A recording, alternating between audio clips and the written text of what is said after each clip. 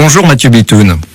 Oui, bonjour. Le conseil municipal de Sens va élire son nouveau maire ce soir. D'abord, est-ce que l'opposition compte présenter un candidat ? Tout à fait. Nous, Sens Écologie et Solidarité, nous pensons que c'est important que nous en présentions un. On voit bien en ce moment qu'on est à un moment, on espère, tournant dans les prises de conscience des urgences qui nous ont porté à présenter une liste. Et nous pensons que, en toute sincérité, nous sommes les seuls qui sommes un peu crédibles sur la base des 120 mesures qu'on avait construites à l'époque pour renouveler un peu la politique locale et en fait la renouveler sérieusement parce que le besoin est pressant, quoi. Et qui sera candidat alors ? Je vous laisse la surprise ce soir. Vous verrez qu'on mettra en pratique nos principes. Bon, la majorité municipale, en tout cas, a choisi de présenter le premier adjoint, Paul-Antoine de Carville, 31 ans, pour succéder à Marie-Louise Faure. Sauf surprise, il devrait être élu. Vous attendriez quoi d'un jeune nouveau maire ? J'en attendrai pas énormément au vu de ce qu'il a annoncé lui-même, si c'est bien lui le candidat, puisqu'on peut toujours avoir des surprises dans la presse, puisqu'il se présente clairement dans la continuité de Madame Faure. Et sur ce plan-là, nous, ce qu'on a constaté depuis 2 ans, c'est terrible, mais c'est vraiment une absence totale d'action.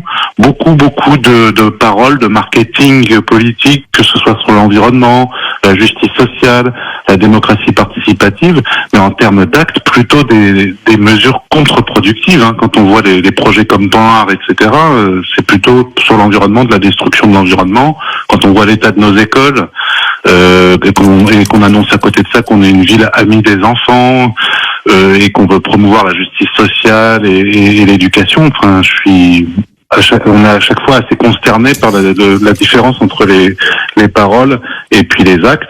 Et puis sur le fond, je pense que ce serait quand même vraiment bien qu'on sorte d'un mode de fonctionnement un peu féodal. Je suis pas sûr que ce sera le cas avec Monsieur de Carville, mais bon... Un nouveau style, peut-être, un nouveau style pour gérer la ville et mener les débats. Vous aviez des passes d'armes parfois houleuses, avec Marie-Louise Faure, qui était une femme de caractère. Oui, tout à fait. Bon, après, je pense que c'est pas trop le moment de revenir là-dessus. En revanche, sur le changement... Vous souhaitez des débats plus apaisés, un changement de méthode ? Mais en fait, ce serait sans doute pas trop mal, mais ça reste cosmétique. Mais ce qui nous importe, nous, vraiment, c'est le fond. Je pense qu'on le montre depuis les 2 ans où on essaie d'intervenir de manière pertinente dans les conseils, de proposer notre participation à notre niveau pour apporter des idées, etc. Et c'est sur le fond qu'il faut que ça change très vite, et pas de manière cosmétique, encore une fois. Et pour l'instant, on est vraiment que dans du marketing politique sur l'environnement, la justice sociale, la démocratie, à Sens, quoi. Depuis longtemps. 7h49, Mathieu Bitoun est l'invité de France Bleu Auxerre ce matin, membre d'Europe Écologie Les Verts et tête de liste Sens Écologie et Solidarité.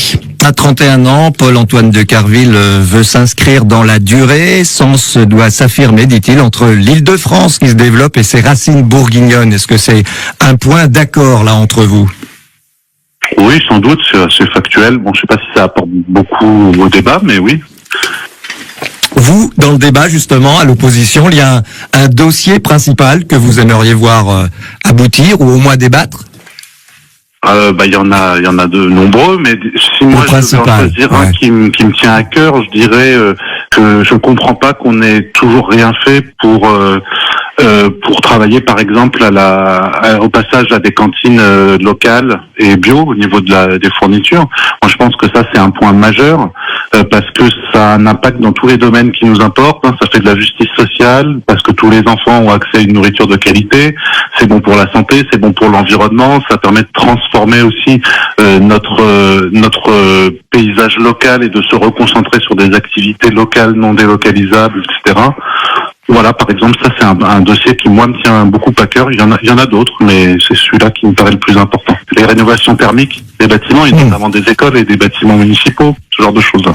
D'accord. Encore une question, Mathieu Bitoun. L'agglomération du Grand Sénonais va devoir se trouver un nouveau président. Marie-Louise Faure tenait à ce que le maire de la ville Sens soit aussi le président de l'agglo. Vous en pensez quoi ? Moi, ça me gêne un peu comme concept, figurez-vous, parce que déjà, ça pose une question un peu d'accaparement des mandats.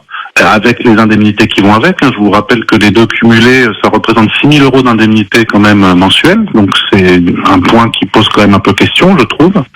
Et puis ce sont maintenant des rôles qui sont tous les deux importants, qui je pense justifient qu'on s'y consacre pleinement chacun.